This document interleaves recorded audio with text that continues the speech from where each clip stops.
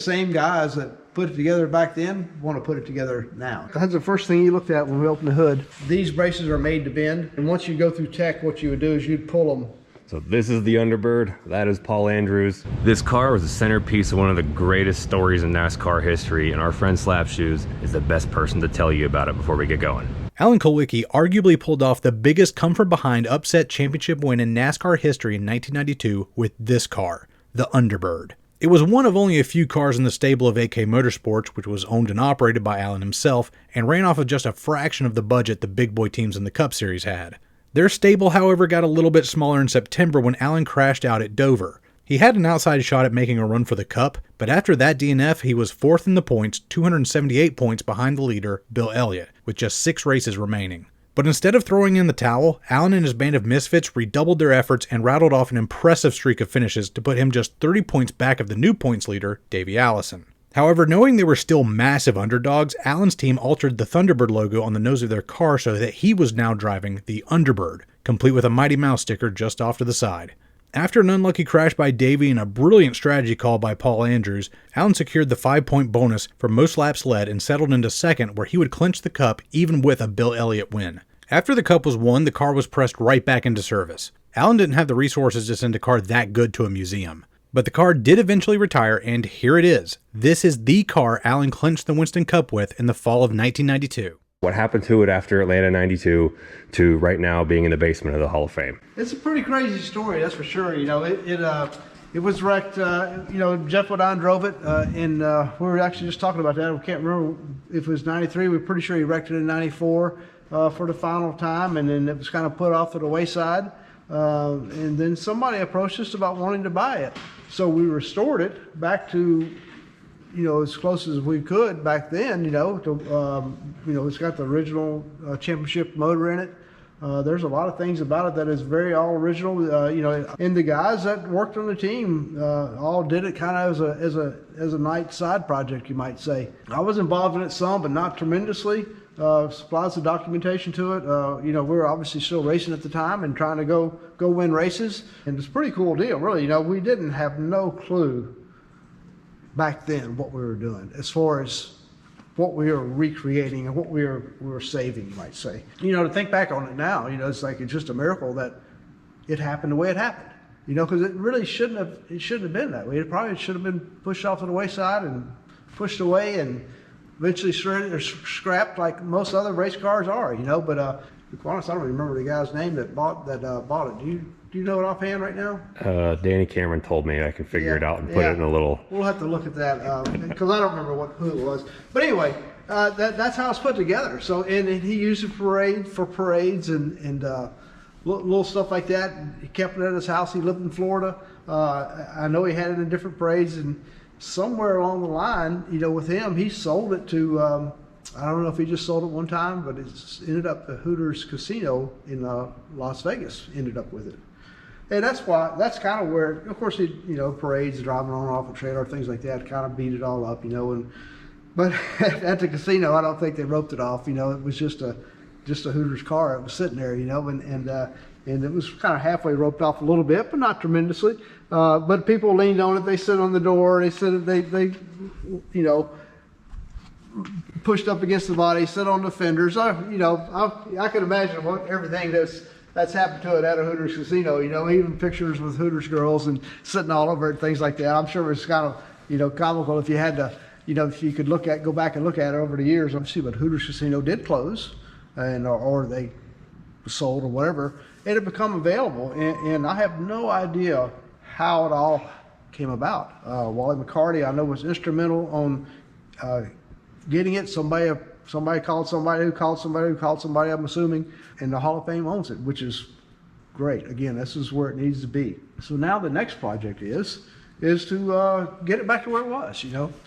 That's what's going to happen next. It's been a long process. I believe it's been here for 3 years. It's been out here and there, doing different things, but very, very, very most of the time it's been right down here in the basement. When Alan was inducted into the Hall of Fame, that was an Alan Kulwicki car, but that was a 007 is what it was, and it just happens to be this is 008. But that 007 car was a vintage road race car.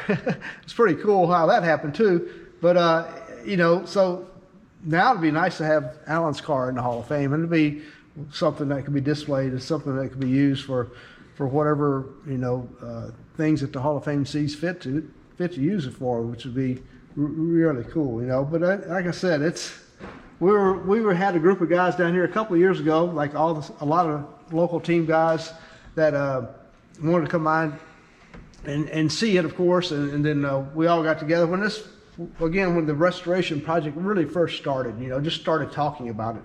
You know, we came down here as a group and raised the hood. We didn't get to jack it up or nothing like that, but you know, it's like it was when we put it back together, you know, at Bodine's that time. And of course, we got a little road rash on it here and there, and the valance is knocked off, and the fenders are beat up, you know. But that's this is how we shipped it out. That's for sure, you know. Well, let's open the hood, and I want to see some of the things you were looking at, and some of the stuff that makes this car. So one of the guys, the engine builder, Shane Parsno. There it is. That's the timing light. That's it. That's right. Yeah. These water lines out of the heads, they're right. He was one of the engine builders back then, and still an engine builder right now, actually, at Hendrick. But he wrote on the valve cover $1 million, and it's still right there. You know, I think something like the $1 million. What did he write? It's something about $1 million. I know that. But it's still there. That's the first thing he looked at when we opened the hood. Yeah, there it is right there, $1 billion. Oh. So, wow. But you know, it needs to be taken apart, of course, and put back together. Was this engine mothballed? Did Bodine ever use it? You know, I don't know the history of that. Somebody does, and it may be documented because there's a lot of documentation on this thing. But this is all the parts, other than like the rings and stuff like that. Actually, it might even be the same rings, really. You know, but this is, and I'm sure Geoff used it somewhere along the line. But this is the original engine for sure, and with a large amount of the exact parts and everything. It was, you know, everything on it. When you go look around it, it's 008. Even we dug out the shocks that we ran in Atlanta because we didn't use them anymore at the time. So, you know, when you know, this is being put together, so, I mean, it's got as much stuff on there as you could possibly get on it to, you know, to make it original from back then, you know. And it's pretty different from what you look at. Of course, now the current Cup car is way different, but even the, you know, before the COT cars, a lot of changes happened, you know, since this car was raced in '92. It's pretty interesting, you know. What about how the way the suspension was and all that? Yeah.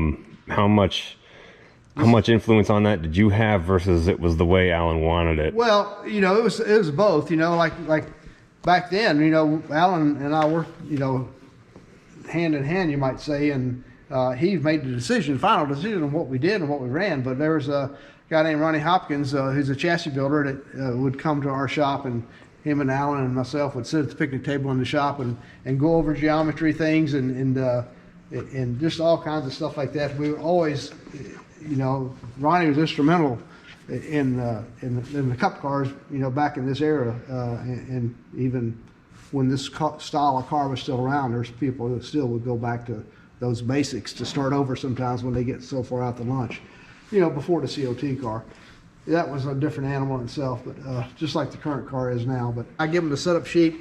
We put the shim package, the A-frame links, everything is back to where it was back then.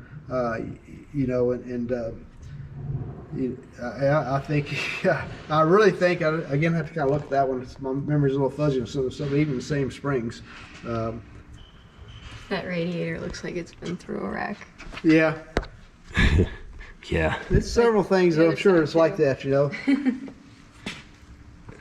So was this an early Ronnie Hopkins built chassis? No, this was a Laughlin chassis. Oh, so was that before Ronnie Hopkins had his own deal? Yeah, he kind of started. This is in that era where he was starting. He was starting out, but he worked for Laughlin forever, and then went to Hopkins, or you know, did his own deal. And I don't remember if this is a Hopkins clip or not, but we went to his place and did some clips. But his biggest thing he was promoting and helping people with was his pivot point locations and his spindle package. That was his how he kind of got things moving and moving around, you might say, in his direction. And eventually he was that's where you went to buy your chassis. That's who you went to. But I think this is a Hopkins, this is a Laughlin chassis here. Do you remember what the spindle package was, or why you went that way? Let's get off in the weeds. I want to know that stuff. Yeah, it was his own little package. It was the spindle itself was the same, but the steering arm was way different. The spindle itself, the spindles were stock car products back then, which is the spindle everybody had. But then you had a different steering arm. He had his own version of steering arm that he put on it, and that changed things tremendously. You move the pivot points around. It was dramatic, but it wasn't that dramatic. In a feel standpoint, from a driver's feel, it was, Alan always said how it just had a better feel to it. And it made the car turn. That's always what you're after with these cars. It was always about trying to make the car turn. You could usually fix loose. Sometimes you just couldn't fix the turn. How much of this interior in here is the way it was left? That was funny. Again, a couple of years ago when we first came down here, this dash cover, I completely forgot about it. Yeah, what's the deal with that? That is to keep the glare off. That is just a little. And you really shouldn't be doing it, but we didn't know back then. But it's not fireproof at all. But that's just a headliner material, and we glued it to the dash because Alan didn't like the glare from the flat black paint or anything like that. It was always messing with the glare with him. He didn't like that, so that's what that is. Of course, it's the foam behind it is deteriorated, but that's exactly what it is, and it's just a real thin headliner material. That's really interesting. That's like, I've never seen anything like that in a car like this before. And again, when we got here, I looked at that. I said, "What in the world is that?" And it's like, and then a couple of guys reminded me, said, "Oh yeah, I completely forgot about that." And you've seen on the air cleaner up here. I know we kind of already passed it, the AK on the air cleaner air box. That was, that's in the metal. That's something I've always done. One of the guys that the fabricator was he was from New York, Pete Jackson. He's the one that started all that stuff, and he did all kinds of. He put AK on anything he would build. He put it up there, and then Alan loved it. Alan didn't tell him to do it, but he loved it after he did it. And somewhere along the line, he liked it so much. He said, "Make sure you put AK on that thing for me." So there's a glove box in here. I don't know if you've seen the glove box, but that's usually pretty famous. Yep, it's there, and it's got AK on it too. It's a little glove box. He kept his. This is all stuff that's in there, but he kept his chapstick in there, Sharpies, a couple other things. I don't know what else he kept in there, but people always, drivers would find out about it, and once they found out about it, they're always stuffing stuff in there, and it's pretty funny. Is that where the comb would go? Yeah, the comb would be in there. Oh yeah, the comb was in there. It's always good. There's always I don't know where it is on this. There's always the St. Christopher's medal underneath the seat somewhere, which I don't know which seat this is, but it may be glued underneath there. But St. Christopher's medal was underneath the seat. That was always a must, and he did that himself. He'd always put them in there himself too. So I see the AK on the package tray back there too. AK on the package tray.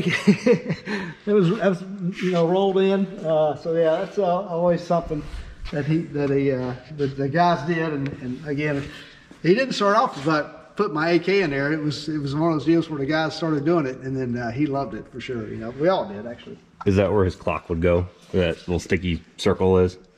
Yep, that's where it would go. Exactly right. You can see somebody fell off. It was just a little small quartz clock, and just so he could keep track of practice. He knew what time it was and what time it ended and all that good stuff. So. I was before you got here, I was looking at this and I see the center of this back glass is really sucked down. Is that something that was the way you guys did it? It's definitely had some abuse along the way because the braces are bent, but it looks like somebody's been laid on it. But yes, these braces are made to bend, and once you go through tech, what you would do is you'd usually pull on them. And this is way excessive right now, but to get some swoop in there, just having in this era car, having some a dish right here was really big. It kind of extended the deck lid, give you more downforce. that's before we knew about downforce, to be quite honest. But not compared to what we know now, you know. What other kind of things were built into these cars or this car that you would do after you went through tech? Usually, well, it depends on where you're going. If you're going to Daytona and Talladega, which is not a Daytona and Talladega car, you would start shaving the spoiler from day one, or from first day there after tech. But then here, you would probably slide the spoiler up to try to get up on the deck lid more to raise it up. Because once you go through the templates, you usually don't do the templates again. But you'd have the spoiler slotted where you could slide it up the hill a little bit and get it a little higher. Things like that. That's before, because they had gauges that went here to set the quarter panel heights, but it didn't have nothing here, so you could raise the spoiler up and make it better. Yeah, we didn't really pull and push as much as you do, you know, in the later era with these type of cars. You know, you would pull and push everywhere because we didn't, you know, our wind tunnel was lit. We did wind tunnel. We went to the wind tunnel, but it was very limited on what we did, and our knowledge was not near as what it is now. You know, you look back on you know, 10 years ago, you know, compared to this 30-something years ago, we know a lot more now. So, but there wasn't as many things. Usually chassis things that we did that helped. And this is the era where, you know, aero was here and aero was important, but yet chassis setup was more important, you know, for this style of car, because it, you know, it's high off the ground. You didn't put it on the ground and leave it on the ground. So it's just it had to handle. You know, this had more mechanical grip than it did aero grip, you know, which is kind of reversed now. So. Did it have any camber or toe in the rear end back then? No, straight up and down. So the camber did come in this era, but for rear end camber did come in this era. And I'm trying to remember what it was. I know it was in 92, in 90, I think maybe, but I don't think we ran it at you know, at the intermediate tracks. We ran it at Martinsville. And that's where, if you kind of go back in history, you see people falling out of Martinsville just because of camber. Everybody's putting the camber into housings in, so. They didn't have the axle up to par yet to handle this load. Didn't have it scienced out like we do, like it is now. You know, bald axles and you know, different drive plates. The drive plates were soft back then, you know, so because they weren't made to do what we were trying to do with them. You know. Today's video sponsor is Fan Home, and you might remember them from a handful of videos back with the Jeff Gordon car. Well, now they have a Fast and Furious Supra that is just as cool. It's not your normal model car kit. It's all metal, it's really big, and it's super detailed. I mean, I have never seen anything like this before. You'll get it in stages like this, and then you get to put it together. I mean, look how detailed this is. You have the headlight chrome bucket, and then you have the lens itself. And the grill mesh is a separate piece. All of these components go into just the bumper. And then you have the wheels. This is one wheel here, and it's got what? There's 6 components, not counting the screws. Look at that, even the tire is branded. It's a Yokohama tire, and it's got the real 255 35 ZR19 size on the side. That is impeccable detail. I mean, it has everything. The lights light up with the remote. It's got lights in the back, hoses and clamps and everything under the hood. Hornet engine sounds, illuminating dashboard and interior lights. Doors, hood, trunk lid, and roof can all be opened. This thing is identical to the car in the movie, and you get to put it together yourself. So all this these is little one things that Alan was always big on. He hated. We had to take these little jack screws here. This for the wedge adjustments. We had to put little rubber grommet in there so they didn't rattle. He did not like the rattle. He could hear the rattle. where the grommet went in here, or how did that work? It would usually be, you know, in this aluminum tube here, so that metal tube that's connected to the jack screw wouldn't shake and rattle. And he hated that, so we had to do things like that for him. I can't imagine what of course this car didn't have roof flaps. This is way before roof flaps here, but I can't imagine what he would say about roof flaps and the wires, the cables dangling, you know, in the mirror and seeing that. I'm sure he would have had a fit about that. I'm sure if he was around, we would have had to do something about that to appease him on that. Because little things like that, you know, we even this is just Alan in general. You know, like the header bolts back then, you would the exhaust bolts, you'd have to take them and double nut them because they would break. and you'd have to double nut them. If you tighten them up, they would just break because of the heat. So we had to get them just right so they didn't rattle, because he hated that rattle, for the header bolts underneath the car. Yeah. This one here is a lot of damage here. Somebody's trying to fix it here, but what we want to do is we want to cut the sides off of it. I think we can repair the nose. The lower section of the nose, I think, is hand built, but we want to take and just redo the thing completely. Fix the body, and again, the same guys that put it together back then want to put it together now. So it'll happen. Hopefully happen in the near future. Really, find a location to do it at. And we've got a couple of options for that we're working on. Even I have a shop that I rent out, and it's got the equipment. Even taking it to that shop is a possibility. So it's a lot of good things that could possibly happen here with this thing, but it's something we're all looking forward to. Yeah, we are too. But I was wondering if this car is 008. Yeah. When did you start keeping count of cars? Was 001 sirloin? Yeah, that was sirloin. Absolutely, yeah. So from that period to this one, there were only 8 cars. Yeah. Ever. Yeah, we had. This was the 8th car built. Period. And then now there was 09, and I'm trying to remember what we got up to with Alan. There's never a car 13, I can tell you that much. Was he superstitious about that? Yeah, oh yeah, everybody was. But yeah, that's, I'd have to go back and look. I'll probably have some of those notes. I know we had 12.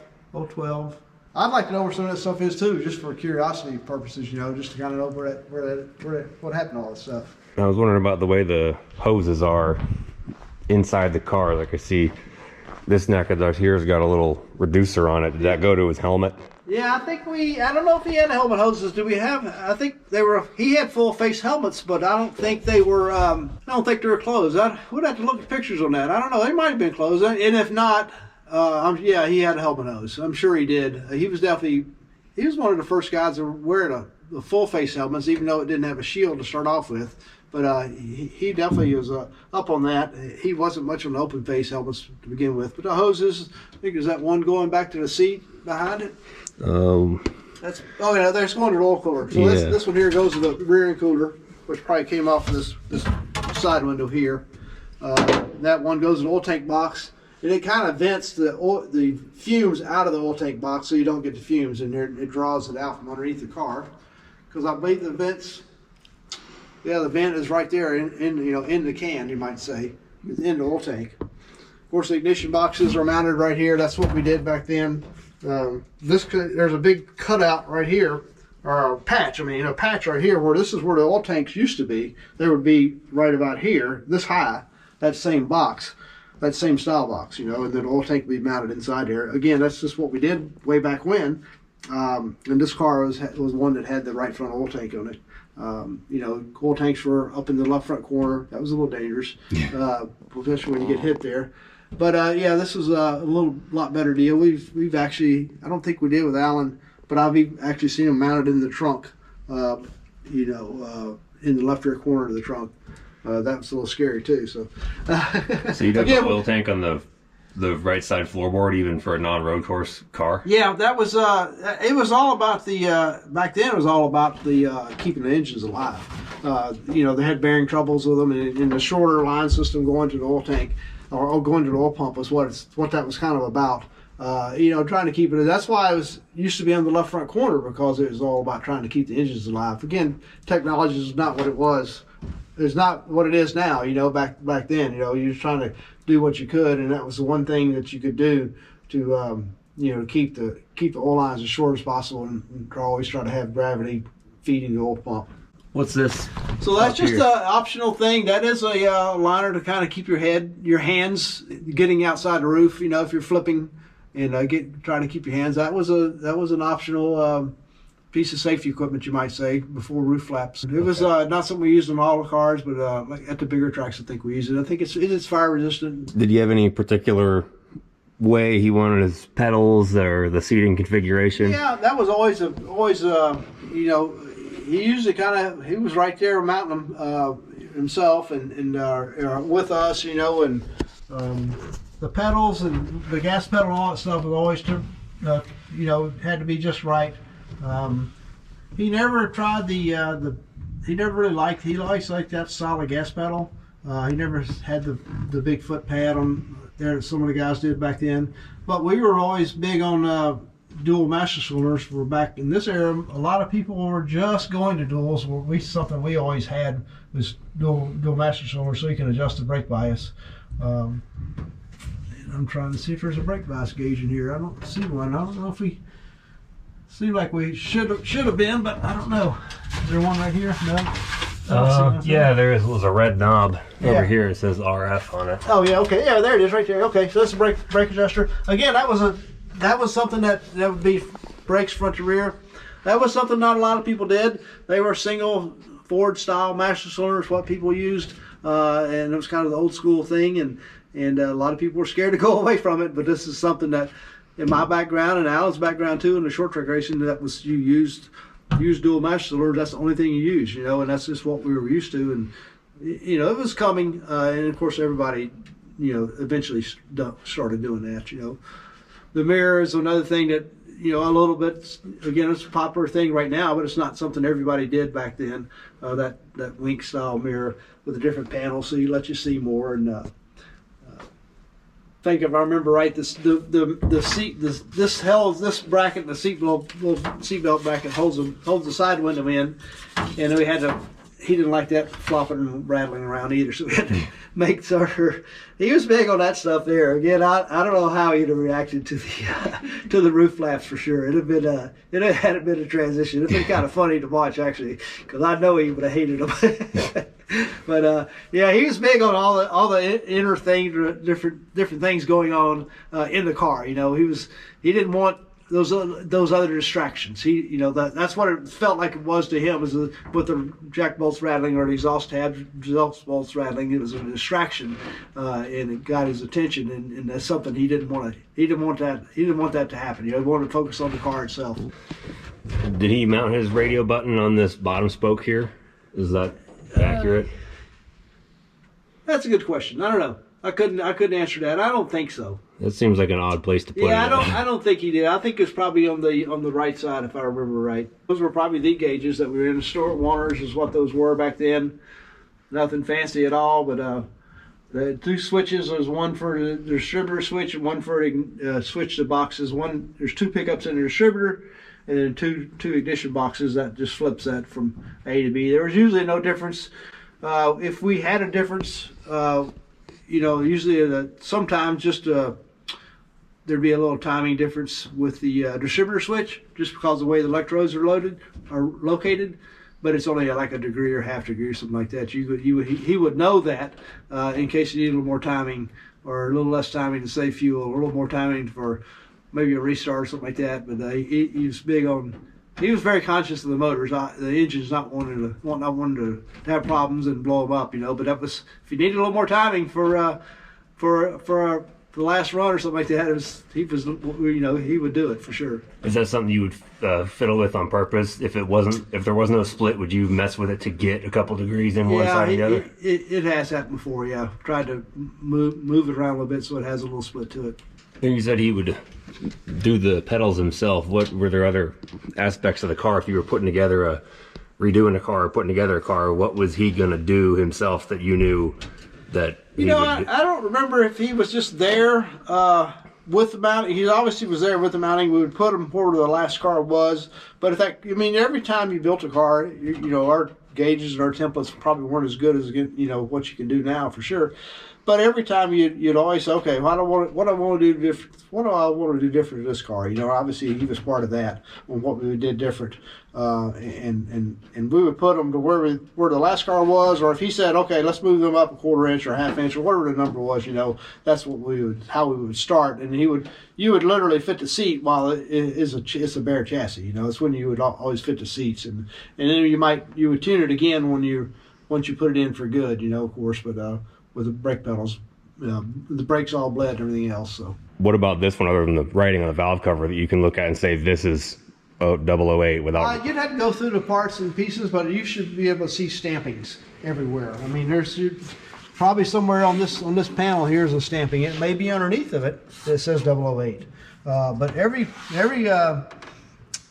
car had its identity. Every car had its group of parts. There's a few things you would move around from car to car, but not many. Like even the lead rail caps, they should have 008 on them. You know, you don't know for sure if that's still there or not, but somewhere along the line there, they're probably on there. You know. Probably a lot more present itself under all this dust. Yeah.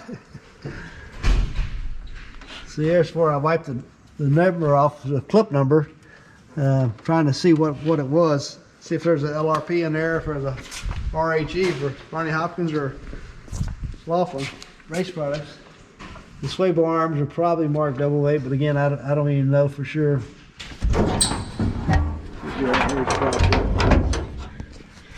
Did you polish the tank I think cover there? The chrome cover is somebody else did that. We weren't doing that back then, and then I don't think we did that. I don't know where that one came from. It does have oil tank vent back here, doesn't it? Okay. I couldn't remember. This is style cross panels we ran, you know, back then, and fuel cells is probably not marked 008 because it's something we would use, you know, from car to car, not every car. The Holman Moody. Holman Moody top, yeah. Yeah, how old is that thing? It's old. When did they stop? It seems like, were they still making those 92, or is that thing just old? It's probably old. I don't know. I don't know if they were making that one or not. I don't feel like they were. I don't either. That's vintage stuff. But that stuff was that's what we used, you know. I'm sure somebody could look at that and say, "Oh, that was cast in 1978 or Probably something." so, yeah. When did you start making the crush panels go up in the back bumper? When you got more wind tunnel time. You know what I mean? Yeah, it was like, you know, the first step was straight back, you know, keeping them flat. And that was, yeah, once you kind of got more wind tunnel time, you kind of did stuff like that. I can see 008 looks like on the spoiler. Yeah. It looks like it says 008, I saw that too. 60 degrees on it. So you had to build different degree. Yep, there it is right there. I see the same thing. You had to build different degrees, angles or spoilers, just to make them all fit the templates. Yeah, you can see it there, kind of, sort of. So would you have a handful of different spoilers for the same chassis Yeah. for different tracks? And Maybe not a handful. You'd probably have 2 or 3. You know, if you go like if you're going to, you know, Michigan, you might have a 55-degree spoiler. I don't remember what the rules were back then. You might have a 70-degree spoiler if you go to Rockingham. You know, so in this 60 was what we obviously probably what we had at Atlanta. So if you see all these pieces here, this is factory stampings, sheet metal stampings back here. And this deck lid is factory sheet metal stamping. You know, it's and we put them together. We get the pieces. We put them together. Now this is not a factory quarter panel, but the stamping is. And then you build this. And this top piece here was. You can probably see. Thinking maybe on the other side, you can see where the seam was put together, where you actually use this factory piece right here, and then you build everything else around that. The deck lid, like I said, is, you know, factory, but yet it's cut off in the back. The hood, and the roof, and the what we call A, B's, and C pillars. Well, not the B's, but the C pillars are factory stampings. Again, that's just what we did back then, and that's how you built the cars, and then everything else is all hand built. You know. Shortly after, might have been 94, you were allowed to go to square rockers. You see how the rockers are rolled here, you know, rolled like this, and then of course there's a side skirt attached to that. That's what we had to do because that was what the radius, that's what the rule was then. And then shortly, and it might have been in 94, you were able to build square rockers, and flat bottom rockers and square and everything. I don't know if there's a shape rule on that or how that worked, or we just had to continue the factory radius. I know Tony Gibson, when I would always get those, when we first started, I was on one side of the hanging the body and he was on the other side, and that we always had to make sure we matched that roll. That was in the 80s, late 80s, 88, I think, if I remember right, maybe 89, 89. But I think when we moved into the new shop, I wasn't I didn't hang much bodies back then. I think I repaired stuff. Might do a fenders. I remember being there doing fenders late at night on one New Year's Eve night, actually. But yeah, so. Did Alan have any preference or opinions on the way the exhaust was, whether it came out both sides, just that side? Yeah, he didn't.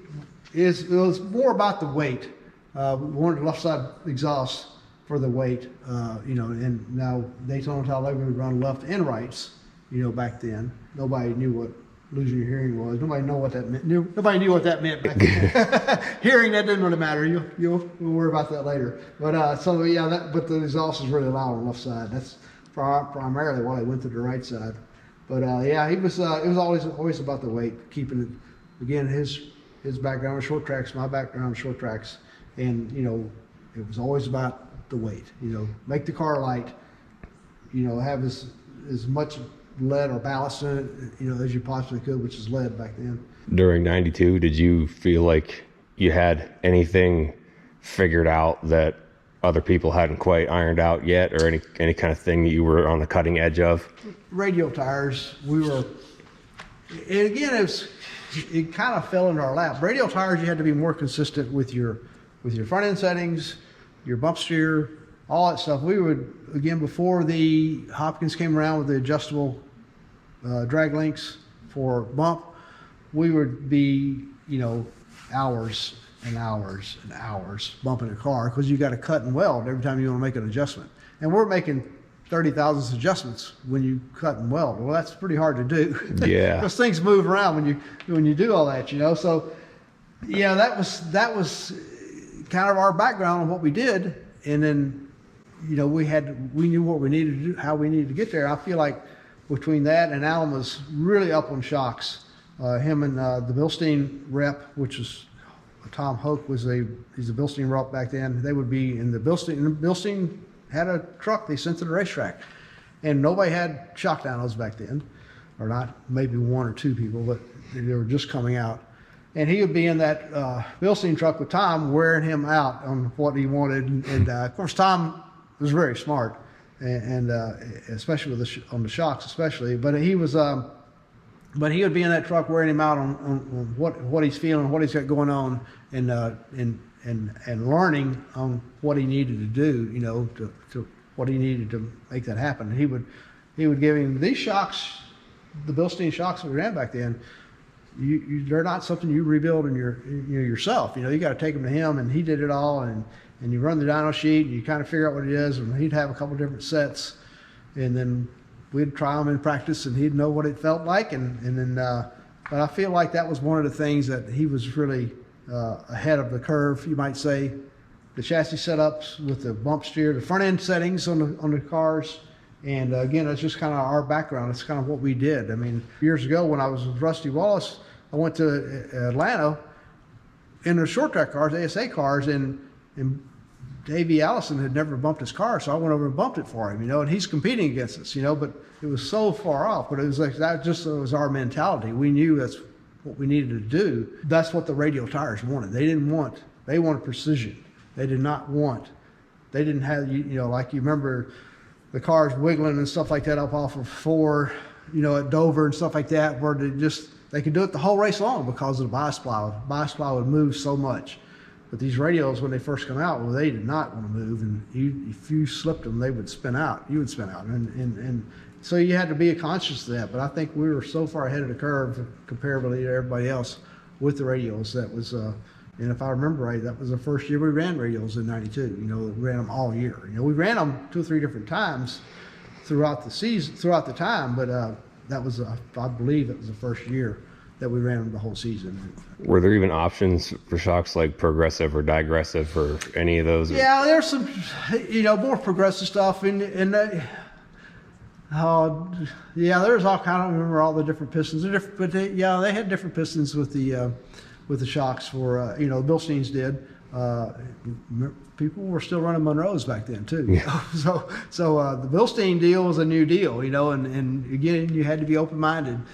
But that was the background, Alan's background and my background. That was our background. Not necessarily Bilstein shocks, but tuning with the shocks. That was a tuning tool, and that's again, that was a big deal. So you go to some of the rough tracks, I think it's a digressive shock. You could run the digressive shock that would run over the bumps very smoothly, compared to like a old Monroe or something like that. So it's a big deal. Now, I'm not going to say we didn't run a Monroe somewhere on the line every once in a while, but most of the time I think we ran Bilsteins all year, really. So. Was it bumpy tracks where you guys kind of had a leg up on that stuff? Yeah, most of the time we did. Yeah, we were. Rockingham was a great place for us. That was a really tricky place to get around. The shocks were pretty big there. Dover, as much as we had turmoil there, with all the different wrecks we've had at Dover in '92, all the wrecks we had in '92 from Dover. But that was the shocks were really big there. We just had to figure out how to not make the car bottom out or have somebody run into us. You remember what the steering box ratios were back then? Slow. Oh, they got like 20 to 1, if I remember right, on the Speedway, Daytona, Talladega stuff. Probably 16 to 1 on here right now. That's a good question. like if you were like Martinsville, what was your short? It'd be a 12 to 1. And with the giant wheels, they're like Not an 8 to 1 that they do now, right? Oh, well, it's dirty, but it's there somewhere. It's underneath this mess somewhere. Looks like a streetcar almost. There's so much mud on this thing, dirt on this thing. It should have been a 16 to 1. I don't see it. It's probably there somewhere else though. See these little guys right here, the little valve stems. Yeah. Those are you hook your switch to it so you adjust. You always had to adjust the valves. Sometimes you had to change valve springs. You would lash the valve lash the springs before the race, or the valves before the race, or check that. And then you could literally, these are probably a little dry, but if you needed to, you could just pull them together and bump them, touch them. And that just engages the solenoid, so it engages the starter a little bit. But that was, you had so much engine work to do on these things to maintain them all the time. Not like they are now. Oh, those were just hot leads for the starter, so you could do the lash from the. Yep. Oh wow! You could just put your remote on there, and again, when they're not so old and a little more soft, you can just squeeze them together and touch them and just bump it. If you're in an emergency situation, you need to do something real fast. You could do it that way, So those are literally valve stems from a tire with wires hooked to the back. I've never seen that before. They're just soldered. The wire's soldered right here on the tip. That's awesome. Yeah. So this is why we do this stuff. I never ever would have known that. Yeah, that's all it is. Just a wire soldered tip. It goes right to the solenoid, and then it works great. Was that common back then? Yeah. Huh. Wow. I wouldn't say common, but it was. A lot of people did it. Huh. Yeah, most people, they had a Never little, seen that. little jumper lead that you'd clamp on there and a button on it, and you would stand out here, or if you wanted to reach on that side, you have to get inside the fender well and pull the valve covers off and check your valve lash.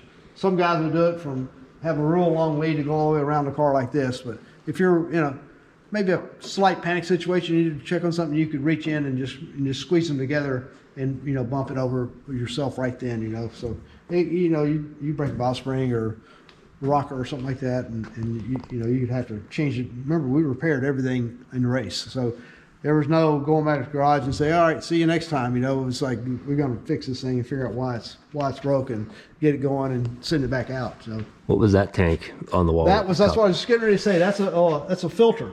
So you have the oil pump here, and it returns oil into that filter, and then that's just an inspection filter. Oh.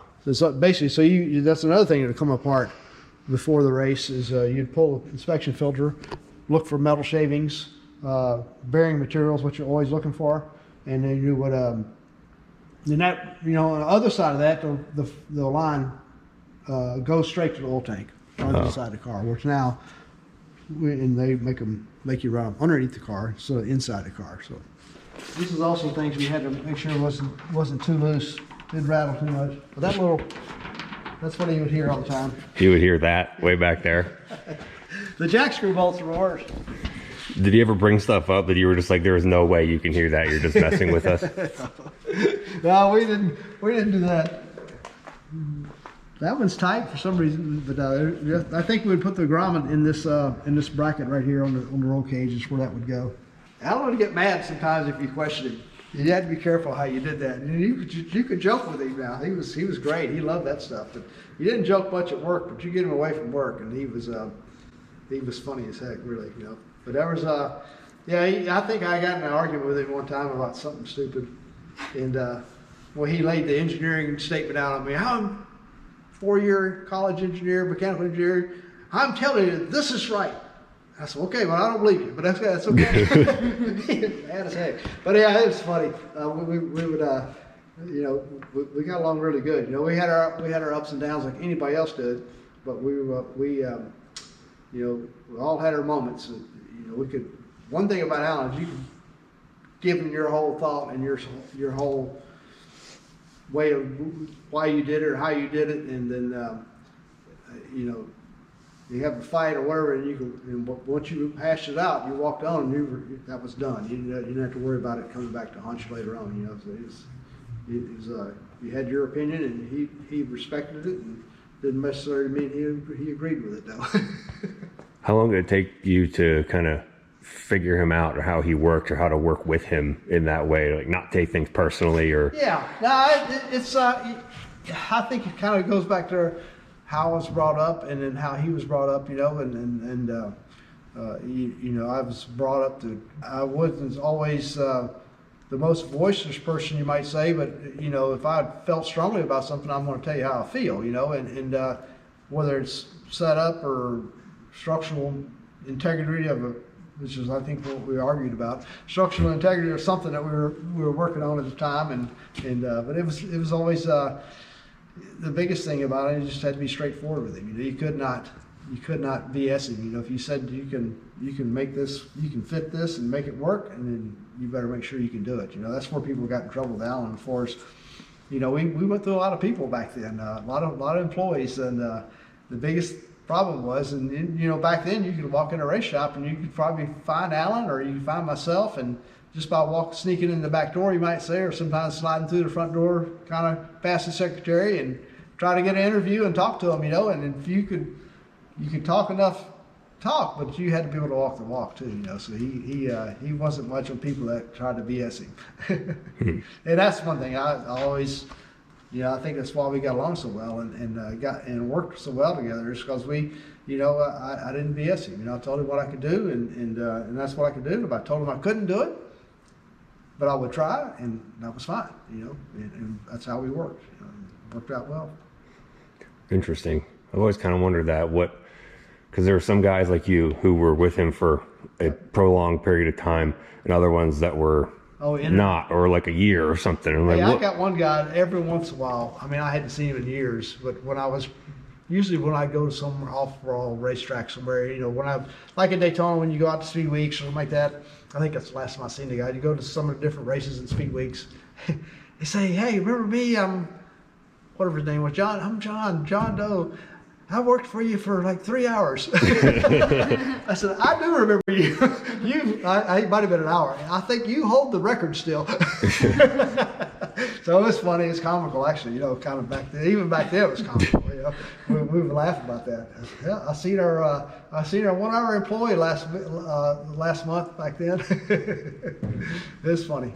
Right now, the plan is for these guys to raise some money to restore the Underbird. The same AK crew guys that went and looked at the car a couple of years ago, you saw in those clips from Ryan and Zach, including Paul, want to put the car back together.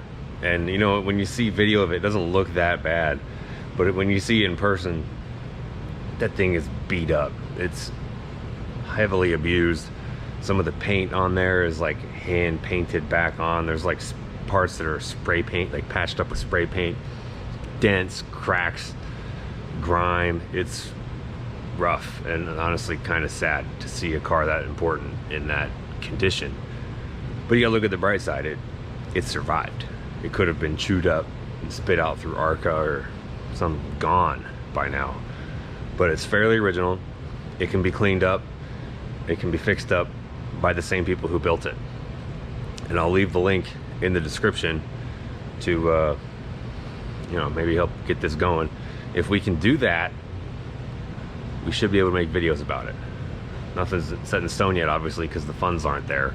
But if they are, and this video helps that, we might be able to help you see some of that going on, and help those guys out with it a little bit. And I think that'd be really cool.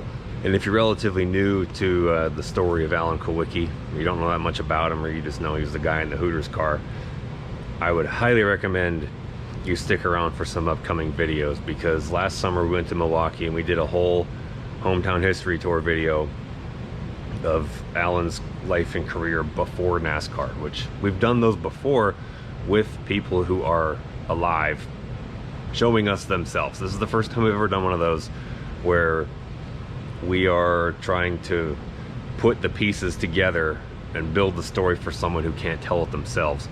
And I have so much footage from that. That's why it was filmed a year ago and I haven't edited it, because it's ridiculously comprehensive and it's a lot of work, but it's coming soon, I promise you that. And met Alan when he was really quite young, just local hand-drawn, the original hand drawings, okay? He has an appointment, Alan had an appointment with the CEO of Hooters on Saturday. It's Thursday afternoon. Now you start to see what the problem was. Yeah. The problem says, what are we going to do? I says, well, I guess what I'll do is draw up something pretty fast and send it. You give me the CEO's name and address, and I'll ship it overnight, and it'll be there when you get there. So that's why the Hooters drawing is less detailed than the Xerox, as I did it overnight. And he hadn't seen it until it was opened up in front of the sponsor. Oh, that's pretty good. Yeah. Well, we like it. I said, I like it too. You know. Summer of '78 was the first year Alan ran with WLPX sponsorship, which is where my father and Meryl and me, his girlfriend, worked. And I remember walking in that side door there and meeting Alan and seeing a tomato red race car. I want to say there were maybe a row of hedges here, but otherwise this was the spot. Many an hour. Were you able to figure out where his locker was? No, I wish I could. It's so hard. Like some of those records are just not available. The 1973 yearbook is probably the best one because it's got not just his senior photo. Oh, is this his personal yearbook or just This the yearbook? is his personal yearbook. So someone donated it to us. Here's his diploma. So all of the diplomas used to have their name embossed on the front. And then inside you can take that and film it.